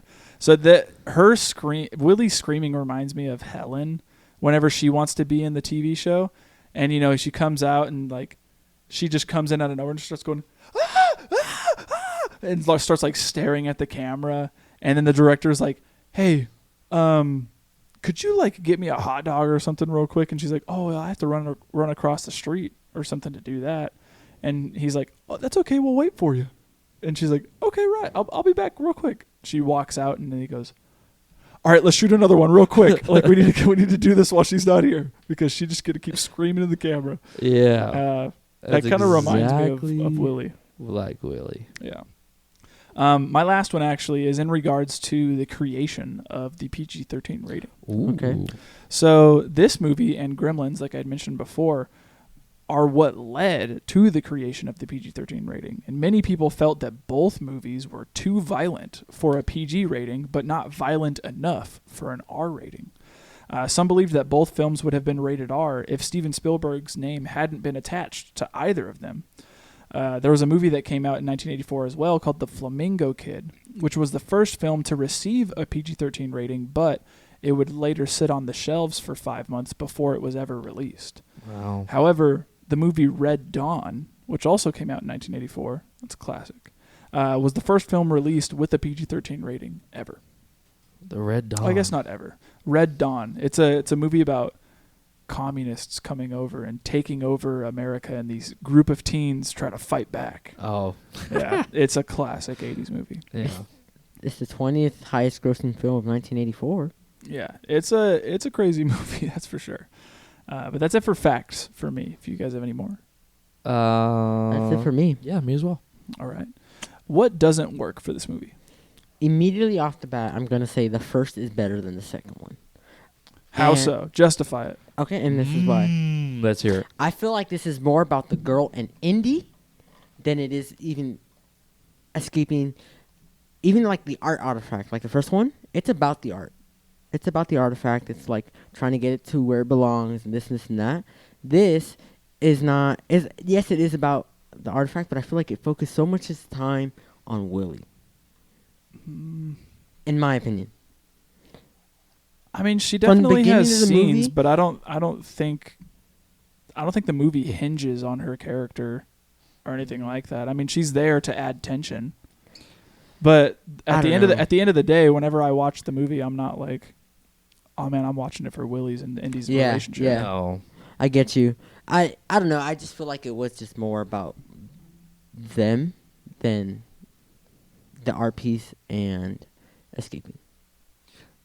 I would have to agree. I think it's hard because I'm trying to not compare it to Marion in the last movie, but I just think Marion was way more successful at being honestly a protagonist who not only was there because of plot reasons, but she really had some agency in the film. Mhm. She really the tension that she provided was great because Mhm. she could take care of herself, and she does multiple times, but it's like she's in just really crappy situations, whereas like Willie is just screaming and being tugged along and being Yeah. like just super annoying. Yeah. And it really doesn't help building tension or suspense in any of the scenes. And really, like when she gets captured, I'm like, don't care. Like I don't Yeah. care if she's around. I don't care if she dies. Yeah. Don't care. It almost made me feel like these movies also want to focus on Indy's like love interest. And it was kind of weird in that way because she doesn't really strike me as the type of person that he would like. No, yeah, but even like with the first one, like the first one's okay because it like Well, Marion is like this, like, she like knows what she's doing. and she's like, she'll slap him, you know, she Yeah. puts him in his place. She's got that same level of charisma that he does, whereas Willie just seems super out of place. She's just a relationship wise. money hungry person. I don't know, just it feels not. Ja- It doesn't gel well, Okay. really, with the story. Yeah, I agree. I think Willie's character is out Doo-doo. of place and very annoying. Mhm. She's vapid. Yes. Is what the Vapid. word is that I'm Yes. looking for. She has no substance. She doesn't really contribute much to the story rather than just being a damsel in distress. Mhm. And having a character like Marion and how pivotal she is to the story, and then also how, I guess, integral to Indy's character she is too, in the first movie, and then going to the second one and seeing the female lead in this be this like airheaded, for lack of a better word. I'm kind of like a little bit. I agree that her character is definitely annoying. Mm. It and is. she doesn't really carry much weight in the No. film. And I think if she were to die, I'd be okay with it. Like as sad as it is, like I don't think I would lose any feelings. Like if she died in that magnum hole, like okay, Okay. but move on. move on. Like literally, I'd move on. Same with that guy that did die. Mm. Like, oh, you lost your heart. Like that was a crazy scene, but like I had no feelings for him, and same for her. Could care. I just don't think she worked as a character in general. Yeah, especially because like the first half of it really hinges on like the tension that she brings to, or it's like, And then she goes and says, "I'm a singer. I don't belong here." I don't know. I just can't. Yeah. I just can't get along with it, and it kind of that leads into my whole like. I think the first half of this film, other than the 10-minute intro, I think the first half is kind of Slow. just boring. I don't really like when they get to the whole palace and like meet all these people and talk to all these people. And you'll disagree with me, but I didn't like the dinner scene. I didn't. It's just the humor that they do it like, it's not only that they do it like once or twice, but they do it a bunch of times. The snake surprise, the eyeball soup, the monkey, the beetle, the guy burping after. It's just like, it felt a little grating to me after a while, and I didn't really like the humor that much. And then the one last thing I'll say, I thought the action was awesome, but there are times where I felt that the situation with Indy or the action was really circumstantial. And what I mean by that is like, it kind of just felt like Indy was just being tugged along through the action rather than him having real agency in it. You know what I mean? Some of it kind of felt like just like the things that happened were just random as hell. And he was just going through it, and it was all random as hell. No plan, no action, no agency in it. Random. Everything that happened was just very circumstantial. And some of the times I felt like, I think the same could be said for the first one, though. but a lot of it had to do with Indy taking agency and taking like, I've got to fight these guys and I got to find her and I'm doing all these things and like I'm an active role in the action that's happening. Whereas here it's like, it just didn't have that same grab to me. Okay. And I felt more of it being like, it just felt a little like random sometimes. Where it's like, how can we get to this place? Random, like, whoa. Sometimes it felt like that. Only in the first half I really felt like that. Okay. But whenever he got hypnotized, that whole thing I think is just fantastic. Okay. But it's that beginning scene I was just like, I don't know. I just wasn't captivated. I wasn't captivated enough to like it. I don't know. I don't know how to say it. I kind of wish we got more of Mola Ram, excuse me. Because I was a little confused having two antagonists. Does that make sense? Or having two enemies. You have Lao Chi. His character doesn't matter. It's just to get him to India. Yeah. That's the whole intro is just to get him to India. That's it. And you need to have a bad guy or a bad group of people. I guess. It's just Mola Ram kind of seems like a BA enemy. Like he just seems like he would do some wild stuff and I would like to see that. I mean, yeah, he did tear someone's heart out. That's what I'm saying. That was like, pretty sweet. That's what I'm Pretty saying. I crazy. would like to see more of him. Because I feel like we only get like a good 30 minutes with him. Yeah. Well, he's like the figurehead, but then we get all the goons, that big beefcake guy and all the other guys. I would like to see more of the Kalima like areas and stuff. I think there was a lot of destination travel. What do you mean by that? And I guess I'm finding myself comparing to the first one. Like in the very beginning, it's all there. What do you mean it's all there? Yeah, what does that mean? Like where they have to be and stuff. No? Am I not? What do you making mean? any Like sense? you want them to travel different places? No, I feel like. You know what? Scratch my thought. Who cares? I don't even know what I'm saying. Okay. Forget it. All right. Anything else for what doesn't work? No. Okay. Those are the main things that I wanted to bring up, and that's about it. Okay. What does work? Immediately, the dynamic between Indy and Short Round. 100%. That is the thing that really sells this movie to me is the different role that Indy has to take on, the heart that Short Round brings, the comedy that they bring together as well. It's unlike the first in that way, and I think it really succeeds at getting us to know more about Indy's like character a little bit, because he's not just this archaeologist guy like I said in the beginning. He's a father figure, and he cares about this kid a lot. Mm-hmm. And it's a really interesting side that we haven't seen in the first one. Yeah. Yeah, I agree. I also really love the writing here for me. I think that it's so different in the first it's so different than the first movie that I think that's why I like it so much. Hmm. And I, like I'd said previously, I think I like that Steven Spielberg was willing to take such a risk. And I, from what I understand too, I think after this movie, he wasn't really like risky anymore, and like kind of started to play it by the books a little bit and really toned down a lot of his violence. Or like in all of his other movies after this, violence was a very serious topic, a very serious thing.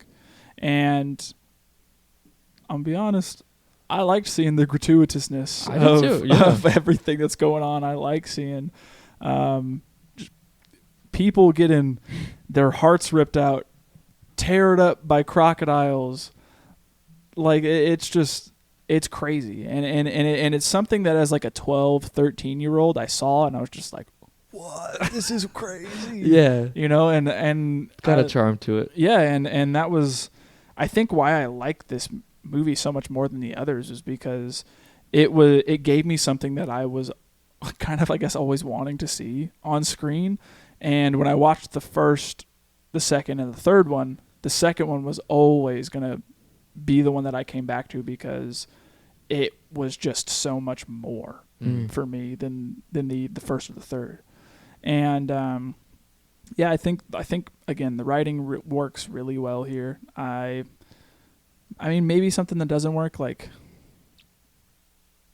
they couldn't have come up with a better idea for like the artifact. It's just some stones, you know. Like, I'm wondering if that's like because I'm not very well versed in this kind of culture, so I don't know maybe if it's it's a like, thing. I'm not sure. Yeah, I don't know. Because I know the Ark of the Covenant is That's like, well versed in all that, but I'm not sure. yeah.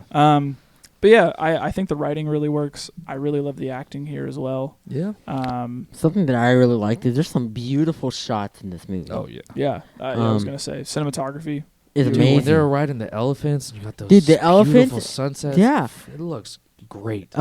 Specifically this one, it's like a beautiful oasis. Yes. Oh, it's like, I mean, it's Yeah, for beautiful. 1984, that's dude. like beautiful. And then I think about when they reach the temple.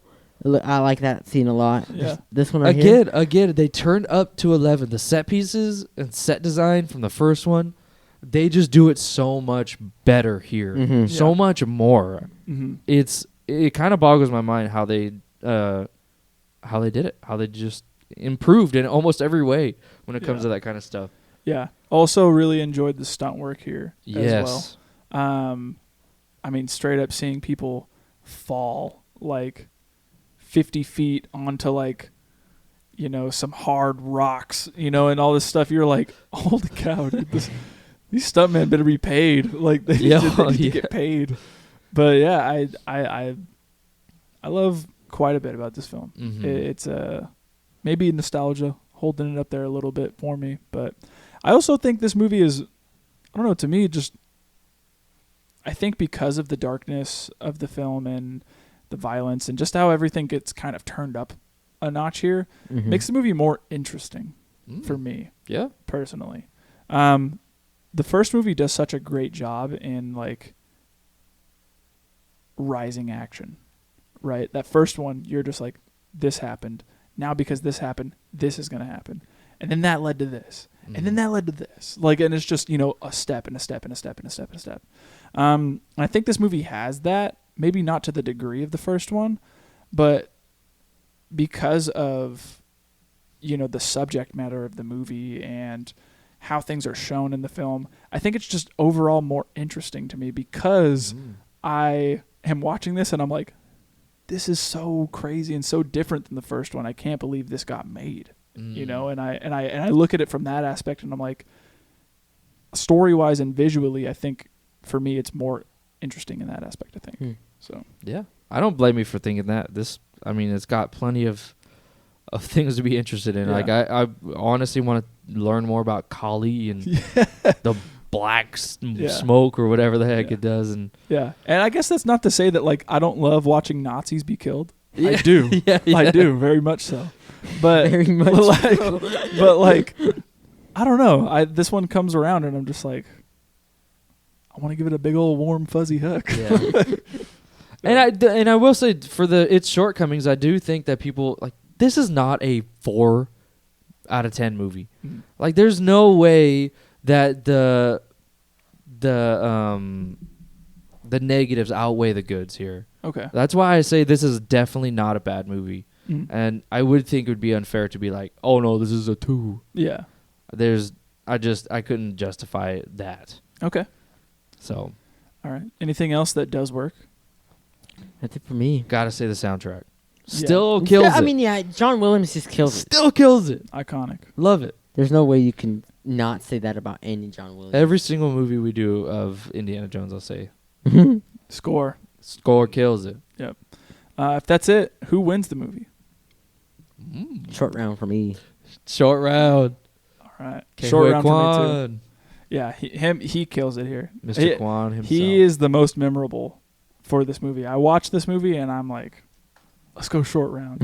I don't know. Even watching it again today, and seeing his introduction, and knowing what he went on to do, and winning the Oscar for Everything Everywhere All at Once, and seeing him as a little kid, I'm just like, I love him. That's what I'm saying. He's great. Yes. I think even watching like The Goonies and seeing him as Data, I'm like, man, you were in these movies that were so like foundational for me as a kid, and like I just can't believe that you would go on to be in like 3 amazing movies. Mhm. Like it's just awesome. So any themes here? Child slavery, bad. Bad. Child labor equals bad. Unless it's mining, because they can get in the small spaces. Oh, No, I'm just kidding. we gotta do Snowpiercer, dude. I'm just joking. Oh, Snowpiercer was great. That's what this is. Who did I watch? I watched Snowpiercer with you. You did? Oh yeah, you did. Yes. Snowpiercer's just Willy Wonka. I can't believe that's a whole theory, Yeah. dude. That's crazy. I watched It it the first kinda time and I is. heard that theory, and then when I got to the end of Snowpiercer, I was like, it really is just Willy Wonka. Low-key? Dude. I see the merit. I see the thought. Someone's on to something. Yeah. Yeah.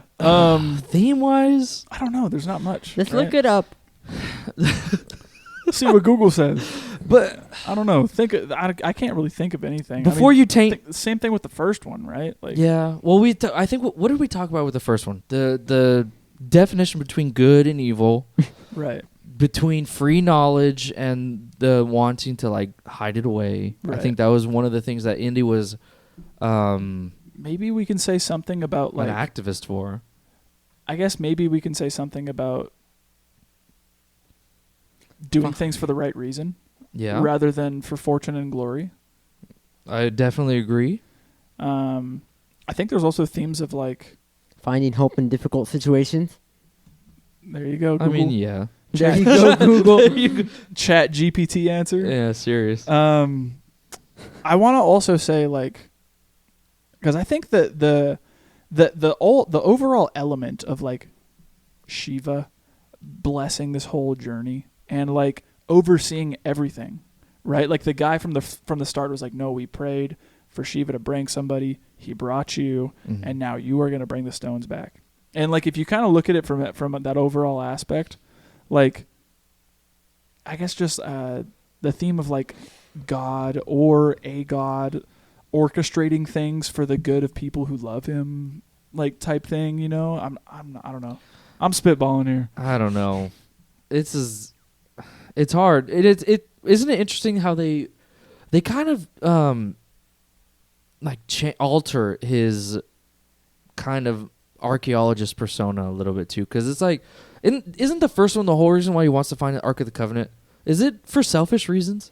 I think Just it's because cool. he wants to see it? No. The first one is because he believes it should be in a museum, and he because of the archaeology aspect of it.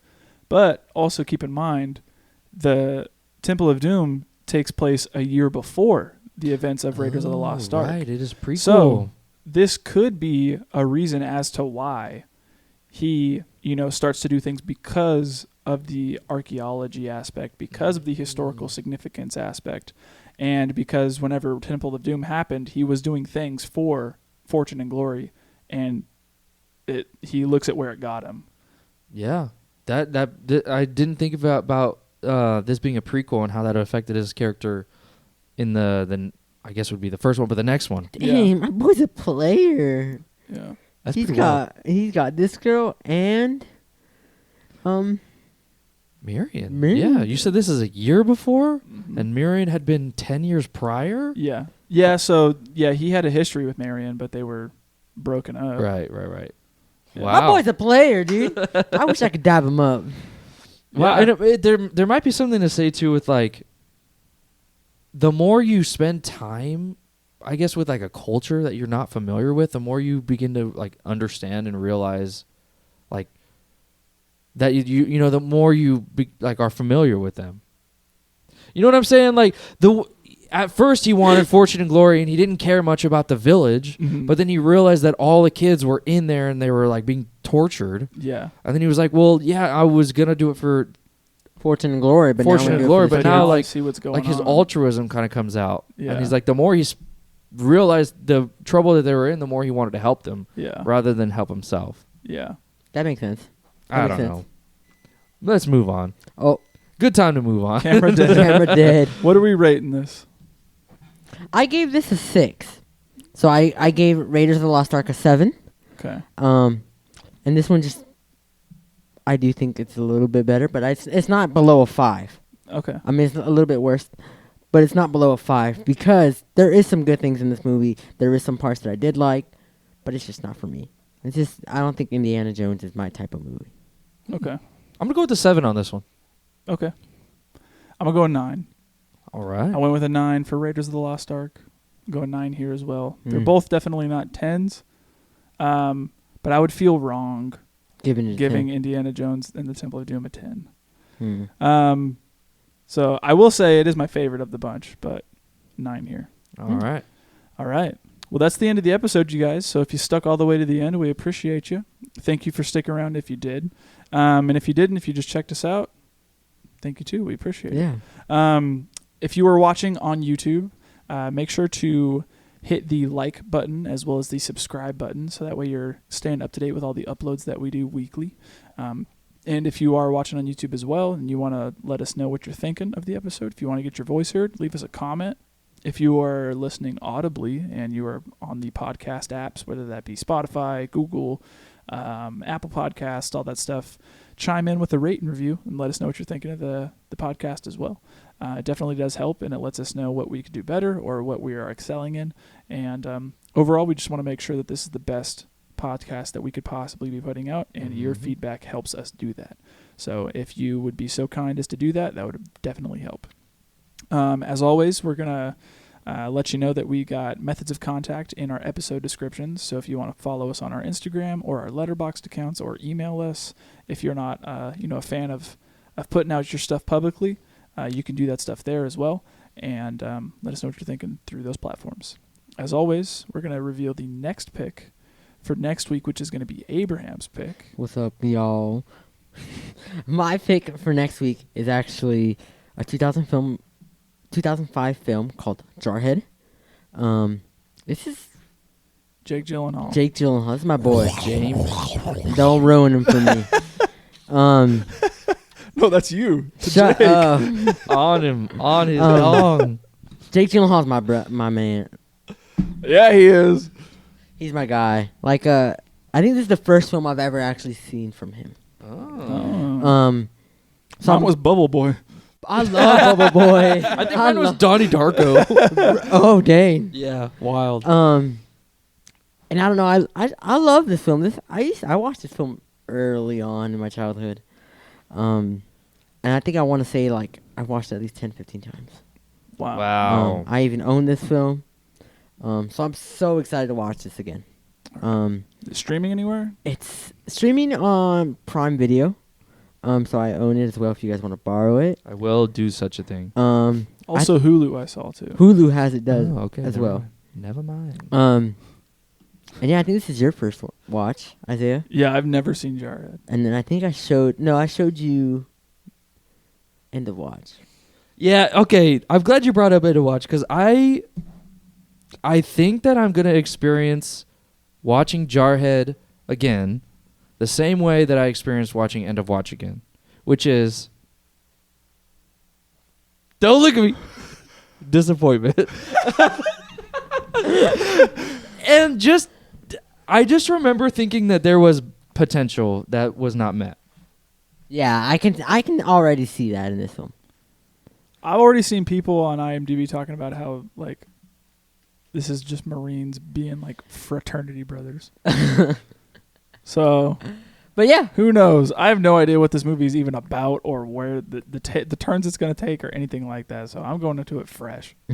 Yes. I'll be excited to hear what you have to say about it because What- I've watched this probably 4 or 5 times now. I think what's crazy is that Sam Mendes directed this, who also directed movies like American Beauty Mm-hmm. and 1917 and, like, it just shows crazy it, movies. It's just gonna show how much how much he progressed. Yeah, that's true. But I mean, he started out great. Like, American Beauty came out in 1999, and everyone still talks about that movie. Who knows? To this day. I might love it. I'm just going in with that expectation. But I might love it. Disappointed. I might love it. There might be some good things that I just don't. Who knows? remember. I might even talk crap out of it on it now that I looking at it a different view. Maybe. Who knows? You'll have to tune back in next week to hear what we have to say about Jarhead.